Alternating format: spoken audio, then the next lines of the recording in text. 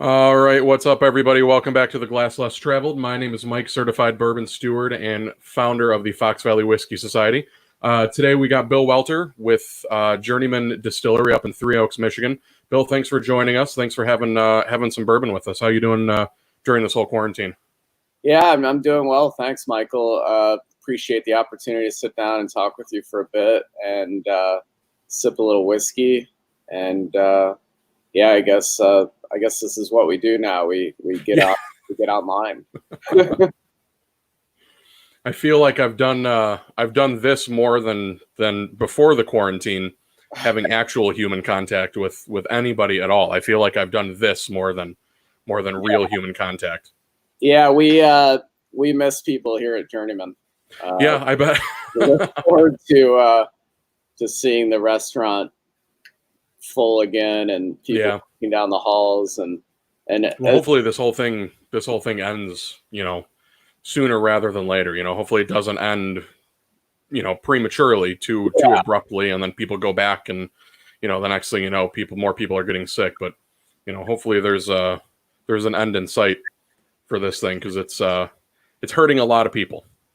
It is, and certainly we're aware of the social component to everything and public safety. I guess in a lot of ways, sometimes you don't know what you have until it's gone, right? Yep. Yeah, exactly. So we're looking forward to having people back, but also appreciate the opportunity to bring a little bit of normalcy back to life and exactly. Yeah. while people are laying in bed or on the couch watching us on their phone. So I see you're in the distillery now. So I actually had the chance to go to the distillery. I want to say it was about a year ago. We went to a Blue Chip Casino for a short weekend with my fiance's parents, and I was like, I'm done gambling. Let's find a distillery. And I knew of Journeyman, and I was like, let's drive whatever it is, 30 minutes, north into Three Oaks, and let's go to Journeyman. So we went. We had dinner, outstanding food. We didn't go outside and get to play putt-putt though. So tell us the story behind Journeyman and why you decided to get into the distilling business. Well, I'll make a long story short, but I grew up as a kid playing golf with my dad. Really got into golf. Ended up playing on a full ride golf scholarship to Missouri State University down in Springfield, Missouri. Spent 4 years playing on the team there, and then after I graduated, I applied for a work visa to live and work in Great Britain, with the intent that if I got it, I wanted to move to St. Andrews, which is known as the home of golf, right? And have an opportunity, I guess, in some ways, when you've committed most of your life to a game. I kind of referred to it as my PhD in golf. I wanted to go to where the game started, learn more about the history of the game of golf, but also, kind of in some ways answer that question of why are we chasing this little white ball around a field? So I'm not sure I answered that question, but while living in Scotland, I fell in love with the other. I think Scotland's known for golf for sure, but obviously, as we all know, it's known for its amazing whiskey. Yep. While living in St. Andrews, I was working as a waiter at a local restaurant, and became good buddies with one of the bartenders there, and he and I hit it off, and we've been friends ever since. He comes into play. Greg was his name, Greg Ramsey. Greg left St. Andrews in 2001. I left shortly after in the fall of 2001. And 5 years later, Greg opened a small distillery in Tasmania, of all places. So kind of coming full circle. I went back to the U.S., worked in our family business before it was actually sold in 2006, and then basically followed back with Greg and said, hey, you opened a distillery in Tasmania. I kind of think maybe this would be something that I would love to do. I wanted to create something. I wanted to be a part of manufacturing, and I had a real kind of romanticism about whiskey, having been in Scotland. Sure. And I thought, well, this, Greg did it. Why can't I? And Greg was nice enough to have me down to Tasmania, and where I spent 8 weeks working at his distillery, but also several others on the island, and came back and said, you know what, let's do this thing. And got started, and here we are nearly 10 years later. So Journeyman actually had, I don't know if you still have it. It was around the world. It was around the world spirit selection. Is that to kind of pay homage to your friendship, down there in Tasmania? And is there anything else that's going to be going on in this around the world selection? Yeah, not only to pay homage to Greg, but we actually purchased that whiskey from him. Really?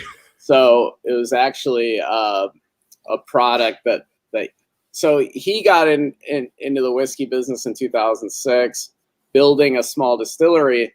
But then years later, he came across some stocks of old whiskey in New Zealand that he had an opportunity to purchase right around 2010.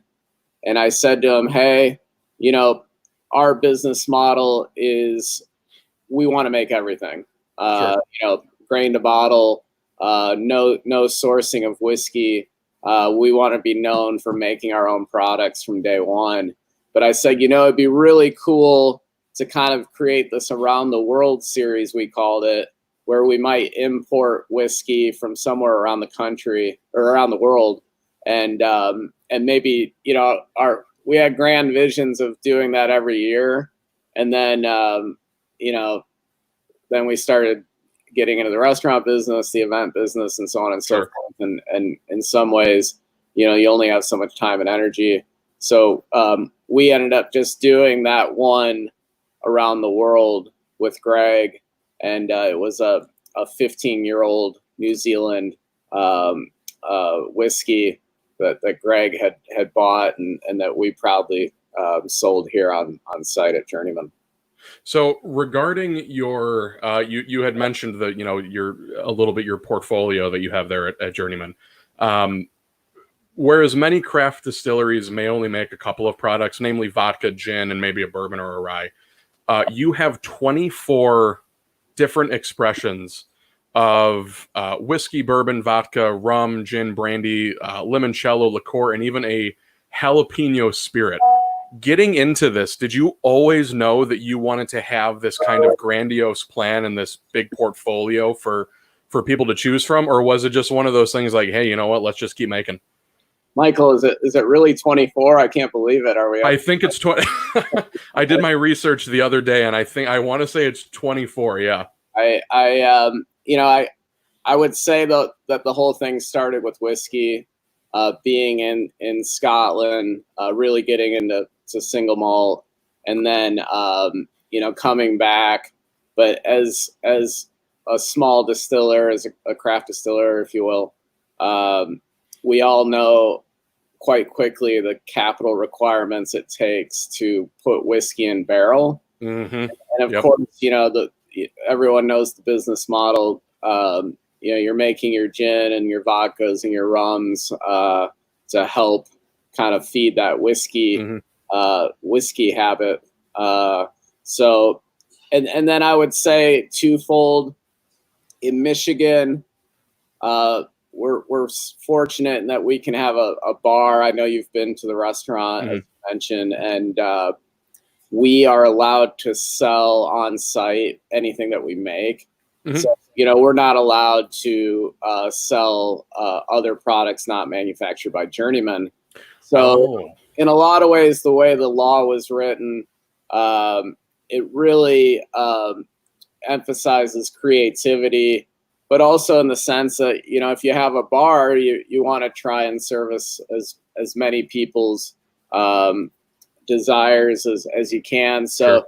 that's kind of how things developed with a broader product line. But also, I think our distillers really took a point of pride to say, hey, this would be really cool to be able to make these products and work in an environment where they're not limited to just one or two products. They take a lot of pride in what they're doing in making, as you mentioned, as many as 24 different products.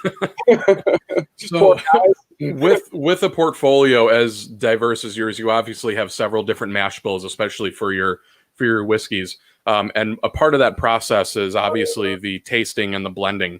With as many products as you have, tell us about that process of going through and meticulously tasting each and every single thing until it's just perfect. I'm not quite sure how we've done it, to be honest with you. And as we go through this, kudos to our distilling team, who, as I mentioned, put a tremendous amount of pride and effort into everything that they do. And quite frankly, our team that we have built here, most of the guys have been on board now 5, 6, 7, 8 years. And it's a great group of guys, and the efforts that they put into it are incredible. But look, I mean, it's a hard job. Somebody's got to do it, but we got to taste this stuff, Michael. I mean, we're pulling samples. We're making sure that quality controls are in place, and that the whiskey is where we want it, but also where our customers want it. So you guys have won quite a few awards and have been given quite a few accolades over the years. Tell us about the first time that Journeyman actually won an award, and what that felt like as an owner and as a distiller. I remember it incredibly well because it followed with a cease and desist order. So we, as I think or maybe your audience knows, we got started in 2010, and we opened to the public in 2011. The first product we made, it's my personal favorite, is our Last Feather Rye whiskey. It's a unique mash bill of 60% rye grain and 40% wheat, kind of a nice marriage of that spice and pepper of the rye with the sweetness of the wheat. Mm-hmm. Really approachable rye. We submitted that product to the San Francisco World Spirits Competition in 2012.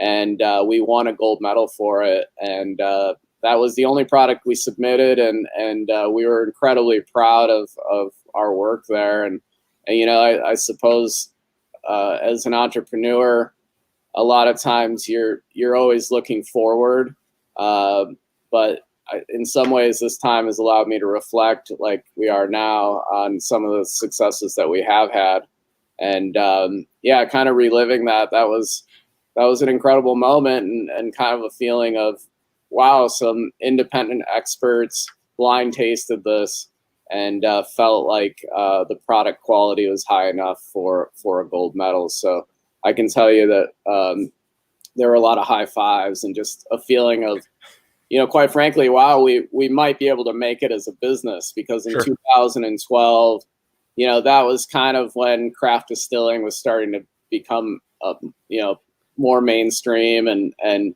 I can tell you 2 years before that, in 2010, I don't think anyone necessarily thought craft distilling was a great business idea. We just wanted to do it because we love whiskey. Sure. So I remember, and I don't remember if it was actually at the distillery that I heard this, but you mentioned the cease and desist letter. Yeah. Now, I don't know if you want to get into that. Yeah, sure. But it was Maker's Mark. Actually, it was Sazerac.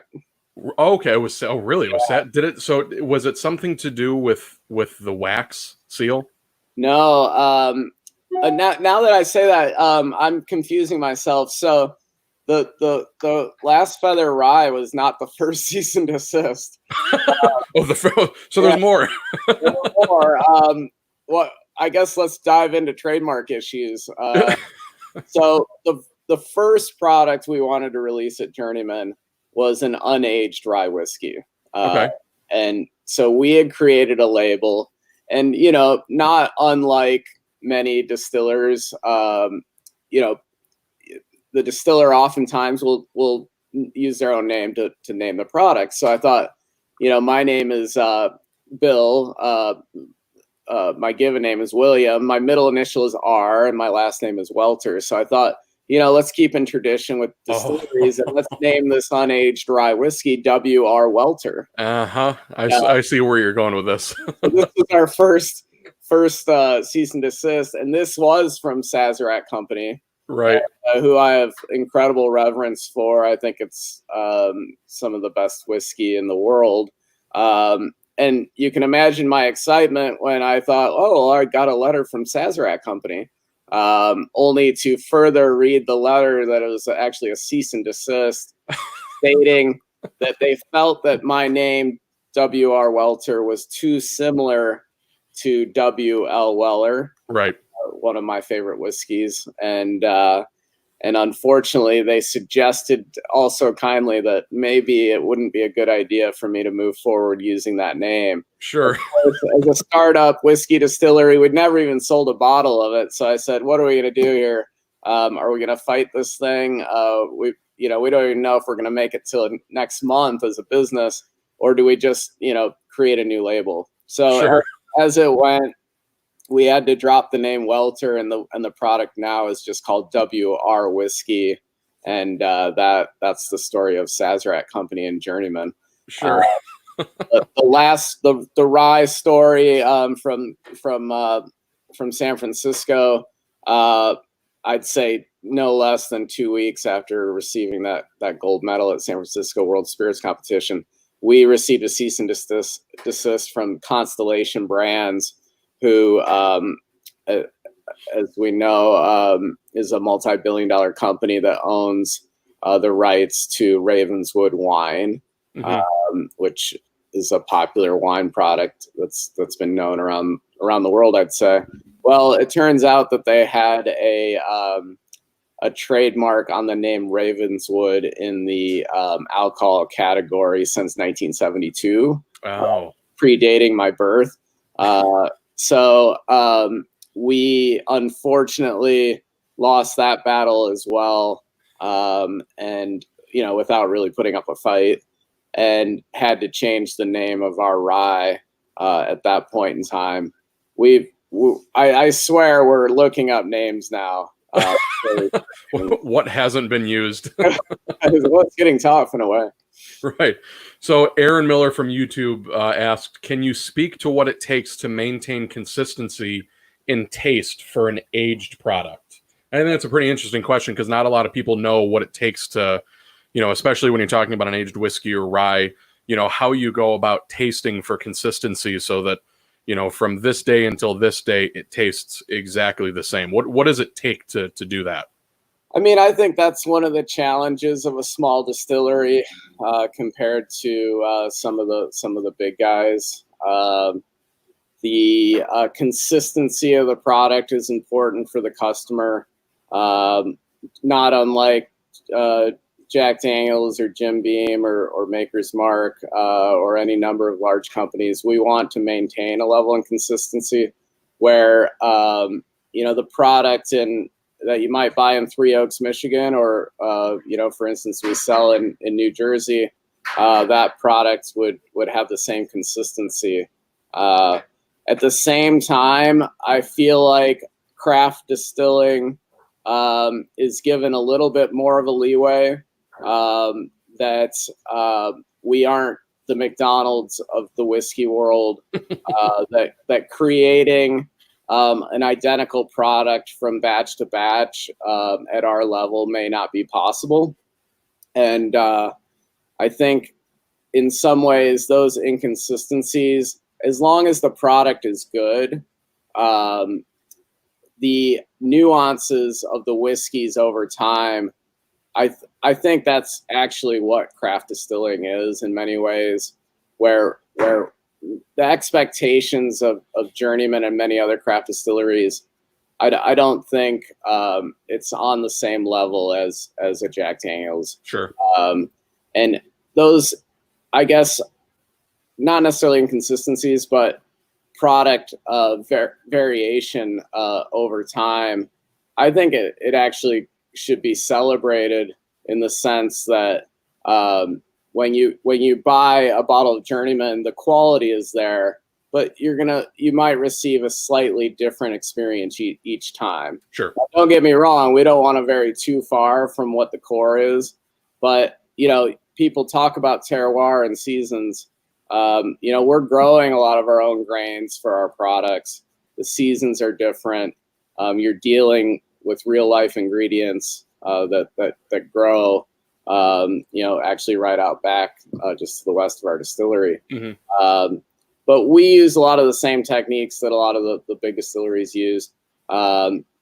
Consistencies in monitoring the grains as they come in, using temperature controls and fermentation, step-by-step standards for production processes that really start at the beginning of the process but play a big role in the end.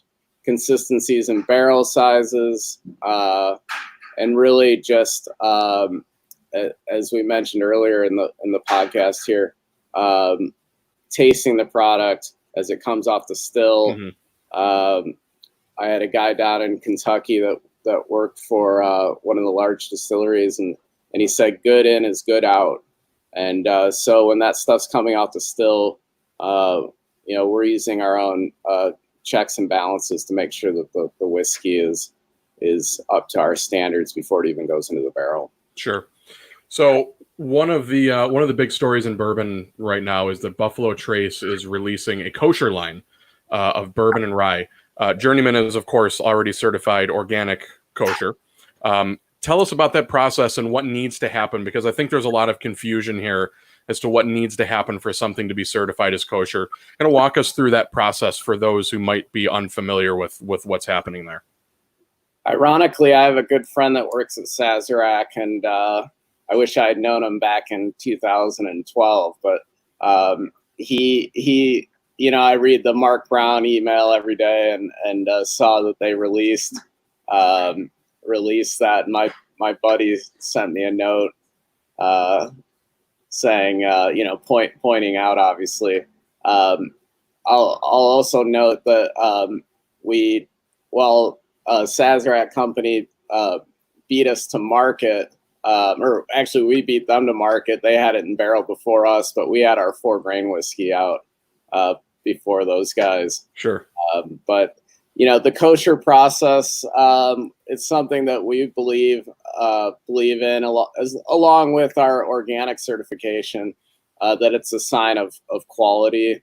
So effectively, all the ingredients that go into our process are certified kosher independently. So the grains that we get in, the yeast, enzymes, and any other products that we're using to make our whiskey are certified kosher at the start by that manufacturer. And Sure. then, of course, our facility is also certified kosher as well. And obviously that means that we cannot process non-kosher ingredients. And we have the Good Rabbi come in every year, and they do a pretty strenuous audit of what we're doing, our processes, our facility, and the ingredients that we're using. And of course, the rabbi prays over the facility, deeming it kosher. I think ultimately it's something that, again, is a sign of quality, but also differentiates us a little bit in the marketplace. Sure. Yeah. So you guys are pretty involved with the community there in Three Oaks, having established the artist market in 2012. Are there any other initiatives that Journeyman is putting together to help the community get back on its feet after quarantine is over, and people can go back to these restaurants and back to your distillery? Yeah. Unfortunately, we, I guess it's been about a month ago now, had to lay off 110 people from our business. And, that's, challenging on so many levels, but certainly we feel for the people who at this point in time are not currently working for us, and we wish they were. We're all hoping for this thing to have a safe and hopefully swift end to it, and we can get back to work. But during the last month, we've had 3 employee fundraisers where basically we opened up our retail store, and 40% of the sales of our products went to an employee fund where we raised over $28,000 and Wow. on 3 Saturdays for our staff. And then additionally, with the community in mind, we raised $4,500 that went towards actually building little art kits for all the kids that go to River Valley Elementary School, which is the local school. So the kids are out, they're at home, and they don't necessarily have the supplies to do a lot of the work. So one of the local art teachers who her husband works for us said, this would be a huge impact for the kids in the community to have these. So we bought, my wife actually, and our bartender's wife, Lisa, they put these 270 kits together and got those out to the kids of Three Oaks. And Wow. So we're getting a lot of cool artwork coming our way. That'll be displayed in the distillery. Yeah, right now we're just getting it via email, but hopefully we'll get some of those drawings in and we'll put those up. But Sure.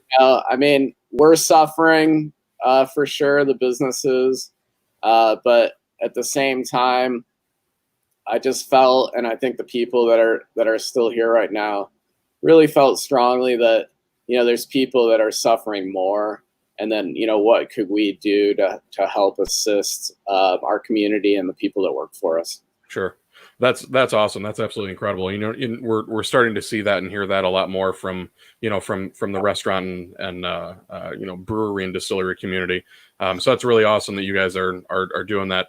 But the other thing that you guys are doing is obviously, as with many other distilleries, are making hand sanitizer, which has been the huge initiative for a lot of these distilleries across the country. Now, one thing that people might not know is this something that you were asked to do, or is this something that you just said, a lot of other distilleries are doing it, let's jump on board? I think in some ways we were asked to do it in the sense that there was a need for it. There wasn't anyone, that officially came and said, would you do this? I'd say, but in a sense, we were called to action by the need of healthcare services, frontline responders and different government organizations, and just the public in general that felt like they needed safety and protection from hand sanitizer. So for us, I think one of the things that really helped us was to, in terms of exposure, was we were one of the first distilleries to kind of just jump right on board. Sure. and make it happen. So I think, our building has an interesting story here. It's an old 1800s corset and buggy whip factory where the company manufactured out of the quill of a turkey feather corsets and buggy whips. In fact, I'm drinking our corsets, whips and whiskey. I don't know if you can see that, but the label is a corset and buggy whip, and it tells the history of the building here. But effectively, the company here during World War II shifted operations from making corsets and buggy whips to making raincoats for the war effort for the U.S. Armed Forces. And in some ways, it's kind of history repeating itself here, where we've obviously gone from manufacturing distilled beverage spirits to making hand sanitizer in the interim here. We hope it, frankly, doesn't last much longer.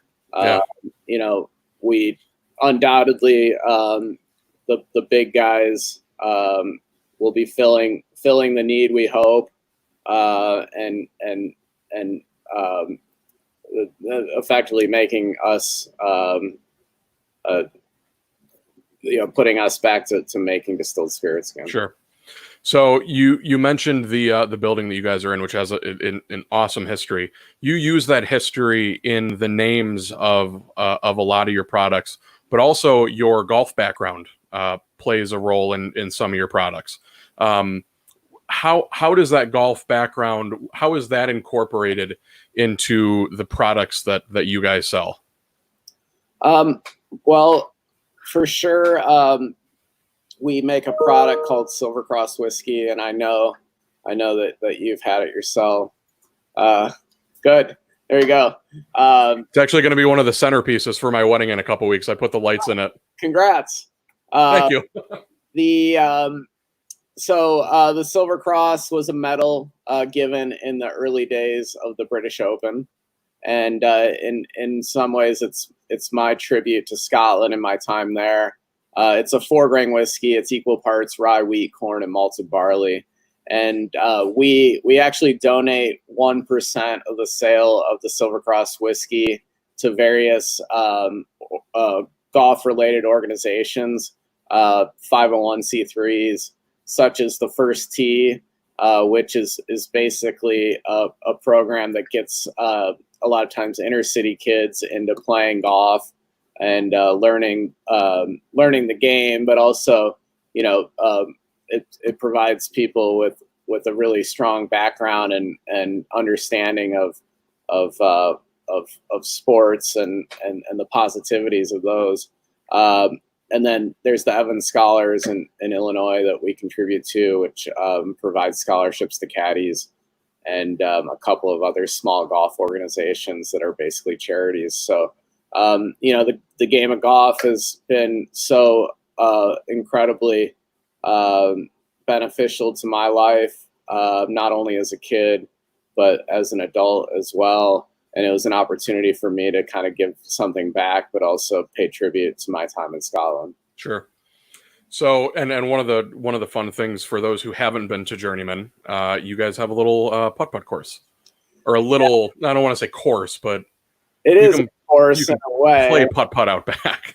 Yeah. So, I mean, anybody who's been to St. Andrews may know there's actually a giant public putting green. It's about 100,000 square feet, the one in St. Andrews. And it's called the Himalayas because it has giant mounds on it. So you kind of think it's like putt-putt for the 1800s. There's no windmills. It's just like a giant putting green with huge mounds, but it's incredibly challenging because of the giant mounds. So here in Three Oaks, right directly behind our distillery, one of my best friends, Craig Haltom, he started his own golf course construction company. And so he was the right guy to know. Yeah. I was actually able to convince him and hold him to it over some of our last Feather Rye whiskey one night. I said, you should build a Himalayan putting green behind our distillery. And it's 30. So, and he did. It's 30,000 square feet. It's enormous.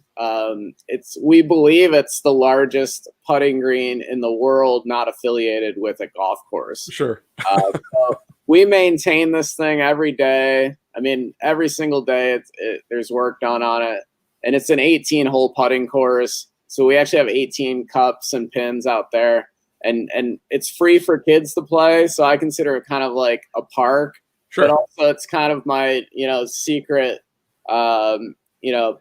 dream to have some kid come out of Three Oaks, Michigan on tour or something and having started his golf career on our putting green. So, that would be pretty wild. Yeah. I mean, it's really unique. I mean, there's just not anything like that in the world, really. So everybody out there listening, the next time you go to Journeyman, they have the little basket of putters right up front, right at the front door. Grab one and go play putt-putt. Kids, it's been awesome all summer long. There's kids out there putting, probably a lot of them for the first time on a real grass green, and I think that's something that's really beneficial, especially in this world of iPads and iPhones and all the screens, and we're even using the screens more now. Hmm. Getting kids out, families out, and putting on the screen is really actually a unique experience. And I hate to say it, it's just something that people haven't done. Yeah. Yeah, it's really unique, and it was funny because when we had gone there, my fiance and I had gone there for the first time. We saw the putters up front, and we're like, What's going what are we supposed to be? What do we do with these? What are we supposed to be doing? And then after we finished our dessert, we got up and walked around, and we're like, oh my god, is that a putting green back there? And I was Yeah. like, oh, that's what the putters are for. This guy's But really lost it. you guys also have, and my fiance. So for those that don't know, we're filming this or doing this whole thing. We're in my bedroom right now. My fiance is on the other side of the computer. Was it Journeyman that had that giant map of all of the places, and you have the little pins? Yes. Where is the strangest place that when you looked at it, you're like, really? Somebody from there came here? A lot of times when I show people that map, I just say, this is a map of where people are coming from to visit Journeyman in their imagination. Because, you'll walk out there and look at the map, and there's pins in Antarctica. That's the one that's the one I saw. I'm like, Oh, no, yeah. I don't. Or some crazy place called Tasmania. Yeah. That place doesn't exist. Yeah. So talk to us about the process behind working with the Chicago Field Museum and what products were born out of that partnership.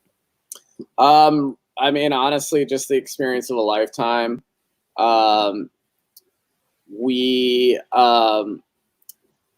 guess effectively, the Field Museum was going to be celebrating 125 years of the Field Museum. Of course, it started in 1893 with the World's Fair, and the story that they told me was essentially when the World's Fair came, that people from all over the world brought all these things, and no one, was going to take them back with them. And apparently, Marshall Field was approached in saying, we need a home for all these amazing artifacts. Would you be willing to build a museum? And that's how the Field Museum started. So we had an opportunity to effectively apply for, I guess, like an RFP, and say, here's what we would do, and why we think it would be important for Journeyman to be a part of this. And Megan Williams, the general manager there, is incredible to work with. And they basically gave us carte blanche and just full access to the to the facility.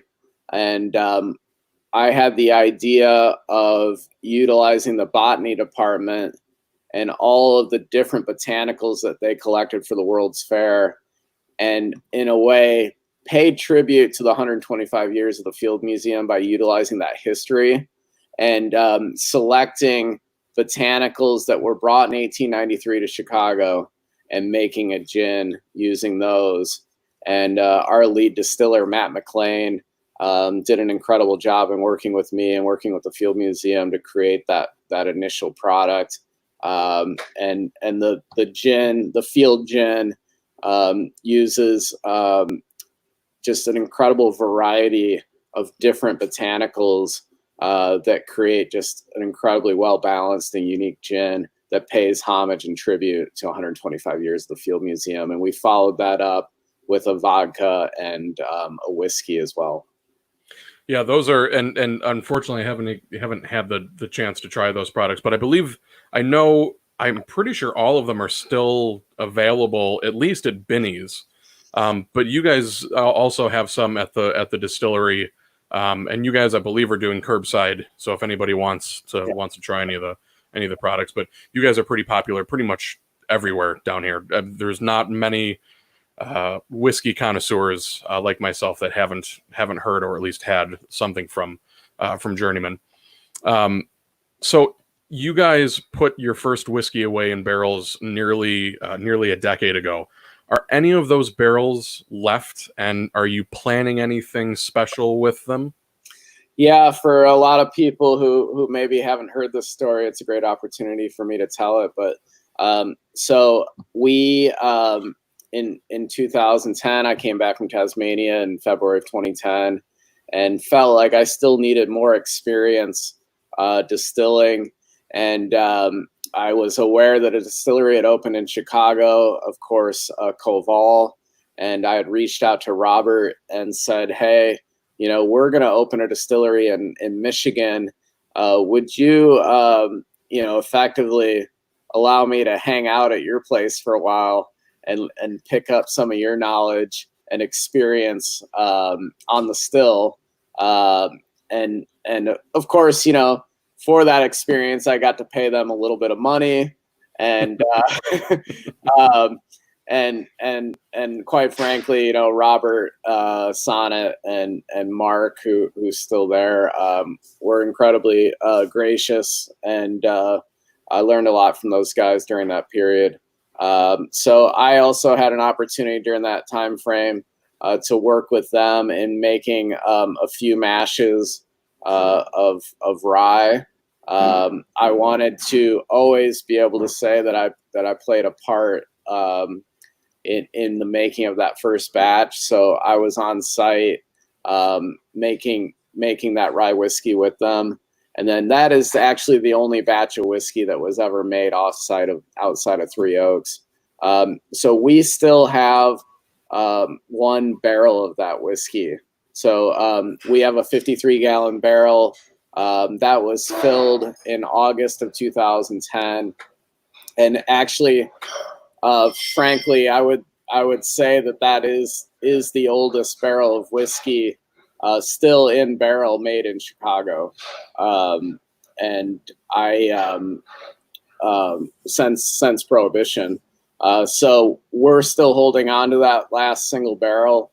And at some point here, it might be a 20-year release celebrating 20 years of Journeyman. We'll release and bottle that. But that would be the oldest barrel that we have. But also we have a number of barrels that we made every year with the intent of just holding on to those. Mm-hmm. So we've got 10-year, 9-year, 8-year, 7-year, et cetera, et cetera. Sure. Now, are those going to be available, or do you use those primarily for blending?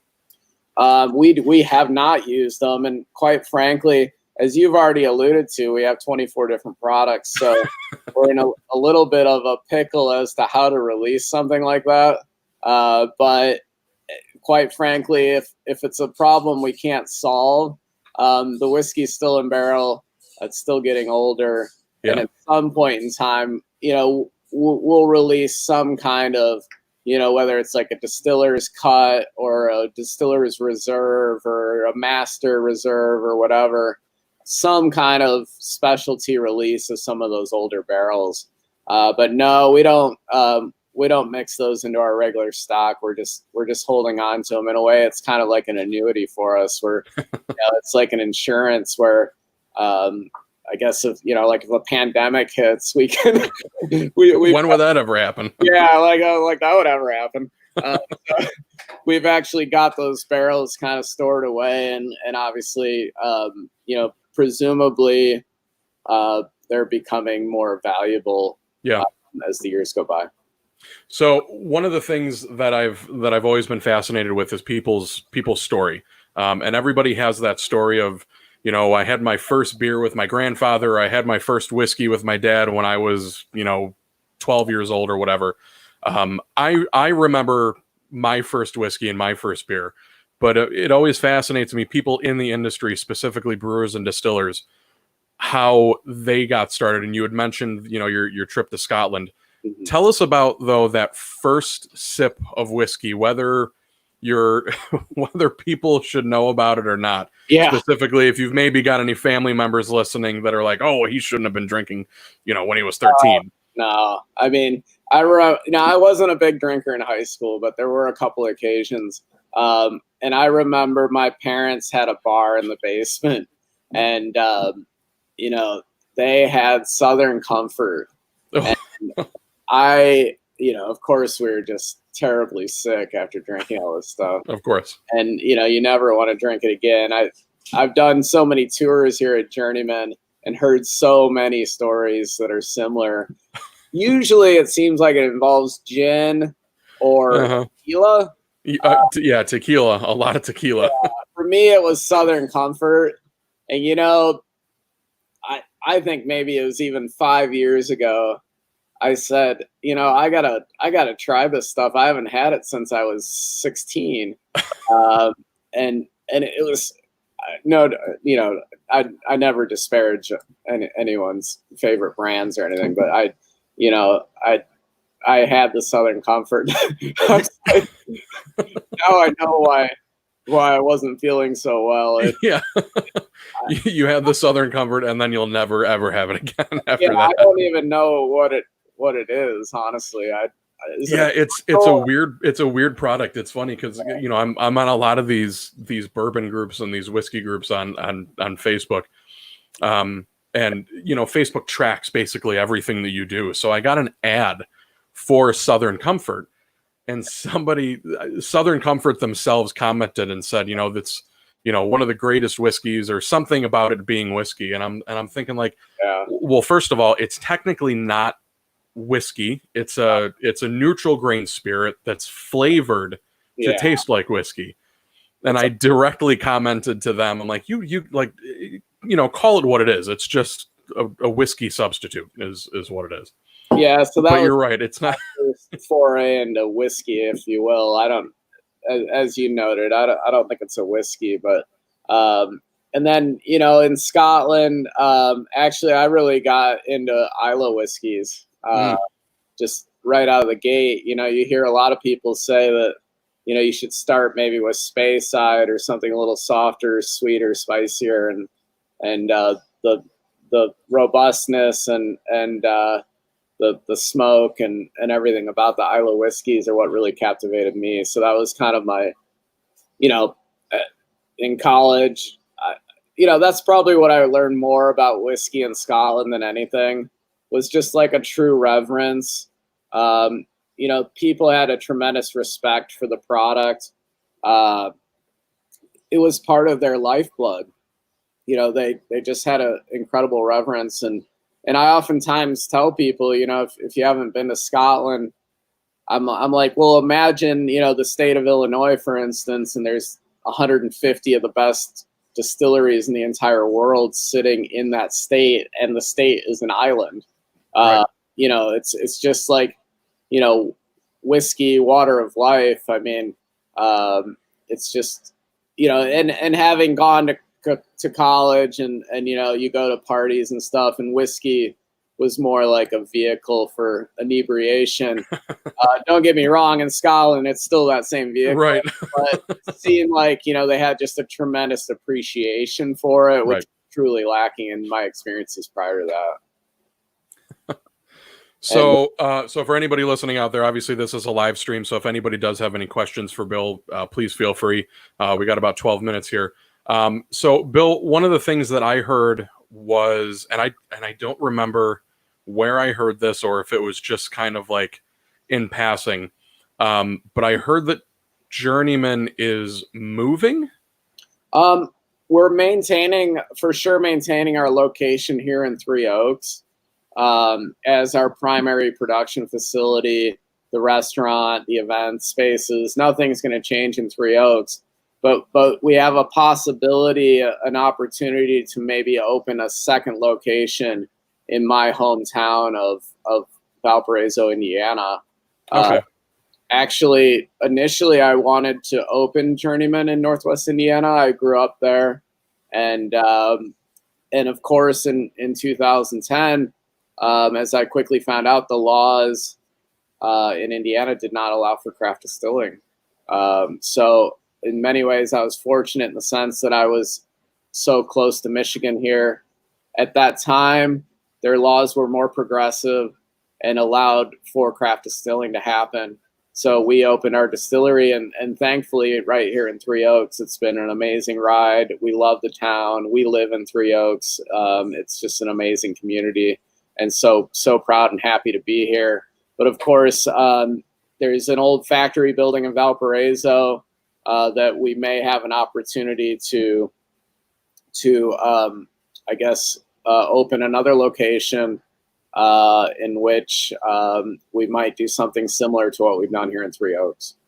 That's incredible, especially for a craft distillery. And there's, something like a little over 3,000 of them or something like that in the United States. But for something, that's still relatively new, for you guys to be so successful that now you're talking about opening up a second location, really just kind of, tells you about the state of the industry, even during a pandemic.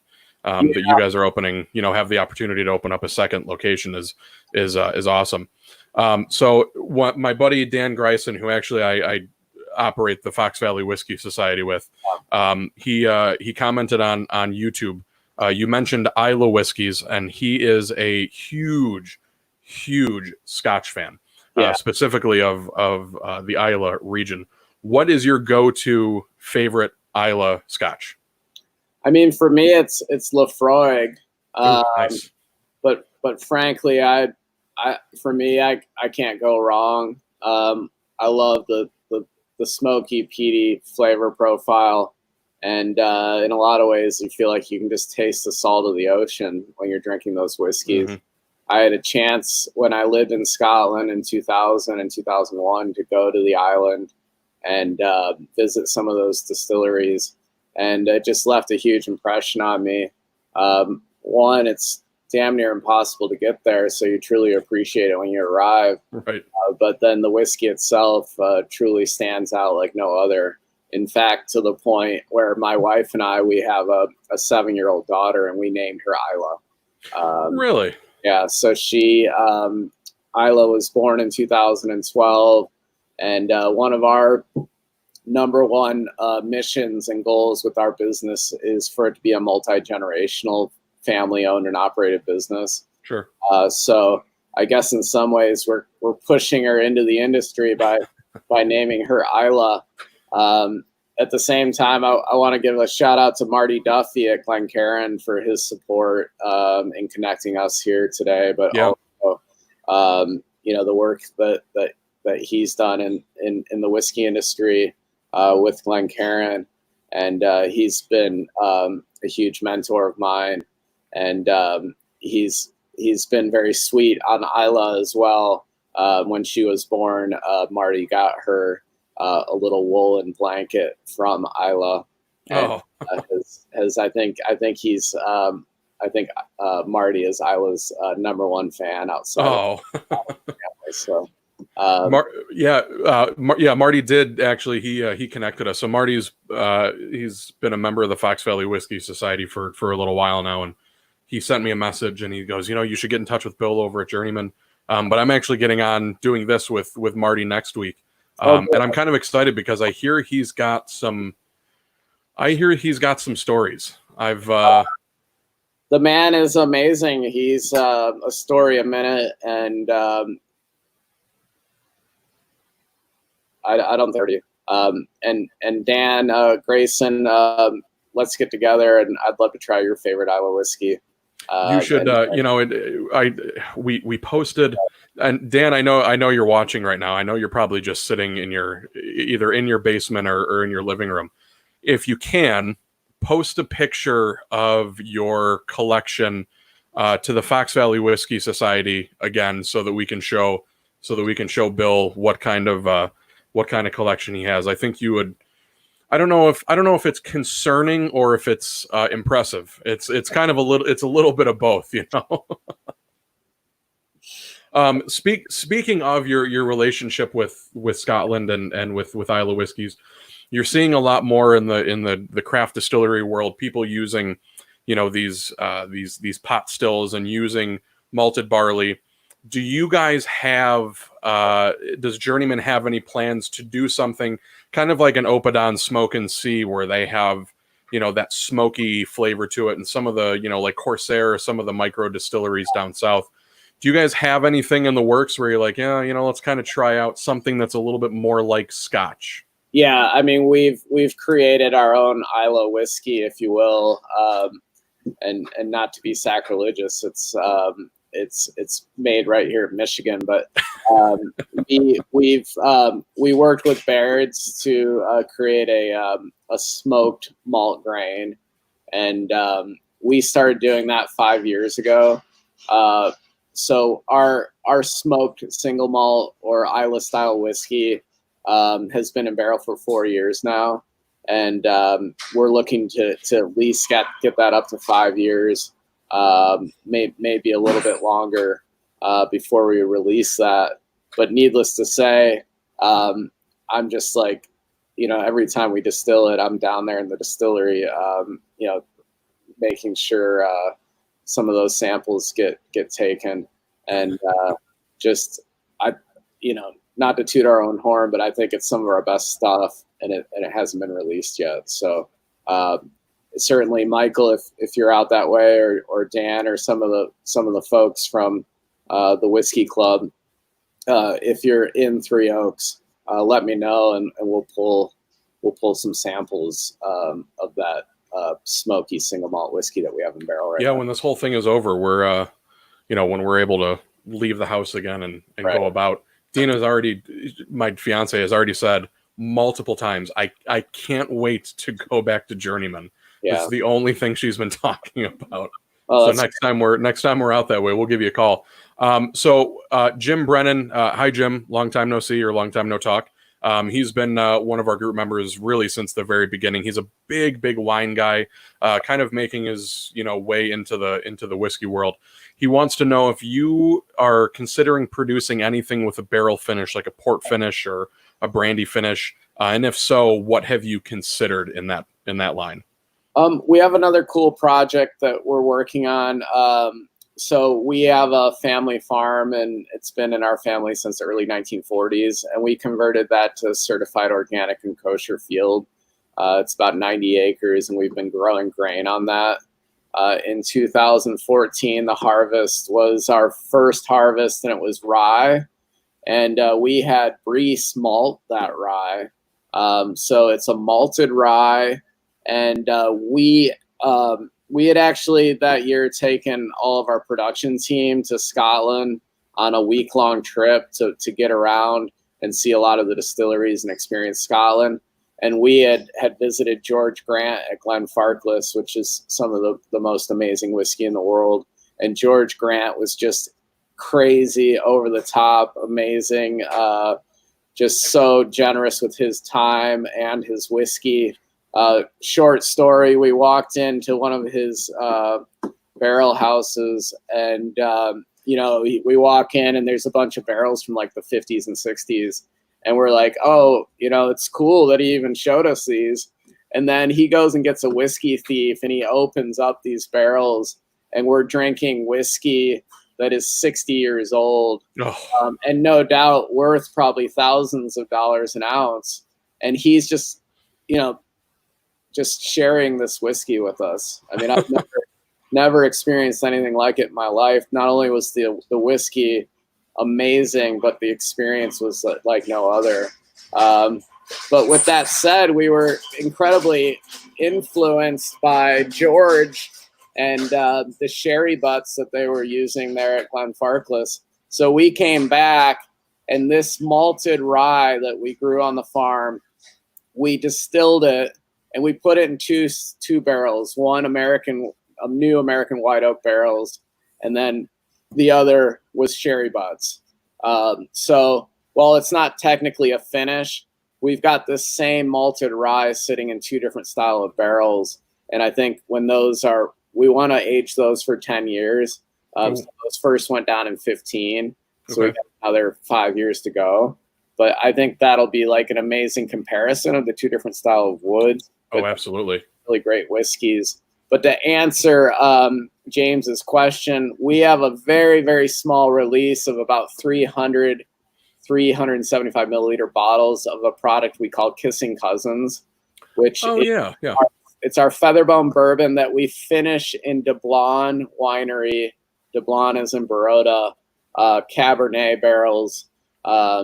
So that is a 3-year-old bourbon finished in local wine barrels. Very small release. It only is available here at Journeyman in the spring. Typically, we release that in May, but given that everything that's going on, that we might push that down the road until we're actually open. Sure. So Jim, next time, when this whole thing is over, next time you're in, take a trip up to, Three Oaks and go to Journeyman and let me know so we can go to Blue Chip Casino and gamble a little bit too. I mean, but they're both great. Yeah. Well, you guys actually have. So we have here in the Fox Valley in downtown Geneva a new business that just opened up. Not a new business, a division of a business called the Beer Cellar. And they have a small whiskey section, and they actually have the 3-pack that you guys have, as does Benny's, of the 375 milliliter bottles. So that's a really great way to kind of take a step into what Journeyman has to offer, because you guys really do make a very unique product, especially my favorite, the Silver Cross, being that 4-grain. It's absolutely incredible. And it was one that I picked up after doing my flight up there at Journeyman. It was the one that I was like, I'm going to take one bottle home with me, and it's going to be this one. And then I normally have it stocked in my bar all the time, but I finished it, and I'm not allowed to go get another one. So,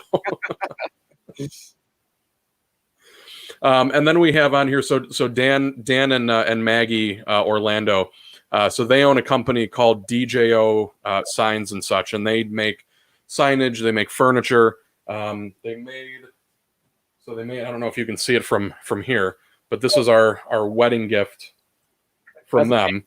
So it's a barrel head, and they made, a couple other different things for us. So thank you to Dan and Maggie. But I'm sure they're going to want to know, do you guys sell any of your used barrels? We do. And primarily we've been selling them all to my friend Greg in Tasmania. He's filling his single malt with our used barrels, so there's that cool collaboration. But we put a lot of them aside for local breweries. Sure. But yeah, we always have barrels available, and that might be a good project for our wedding business, where we have a lot of weddings here at Journeyman, and certainly they're looking for gifts like that. So yeah. Have them reach out if we'll get you in touch with Dan and Maggie. Like I said, they do phenomenal work. And there's Maggie right there. Nice looking out, Mike. You're welcome, Maggie. So Bill, we're up on our hour. Anything else you wanna mention before we log off and have another bourbon? I can't thank you enough, Michael. It's been a blast. The hour flew by. If people listening have a chance to come out to Journeyman when we are open again, but not only us, but your local distilleries, your local restaurants. This is a time when your local small business that's currently closed is going to need your assistance more than ever. So go see your local places, but when you get a chance, come out and see us. I think you'll truly enjoy the experience. And quite frankly, Southwest Michigan as a whole, we've got 20 breweries now in Berrien County where we are here. Journeyman's the only standalone distillery. There's a number of wineries. Actually, I take that back. We have a new distillery that opened in Niles, Michigan, Iron Shoe. Really? So a lot of great places. I'm always promoting Southwest Michigan as a place to visit. Yeah, quite frankly, thanks for thinking of me, Michael, and look forward to having you out here. Yeah, it's been a lot of fun. We'll like I said, when this whole thing is over, my fiance and I, and maybe Dan and Maggie will take a drive up there and have some bourbon, try some unique stuff out of the barrel, and maybe we'll take some barrels home with us. I'm going to hold you to it. Yeah. All right, everybody. Thanks for watching. We'll be back next week with Marty Duffy. We'll actually be on tomorrow with Wilderness Trail. So that'll be an exciting one. So everybody, good night, and we'll see you soon. Thank you.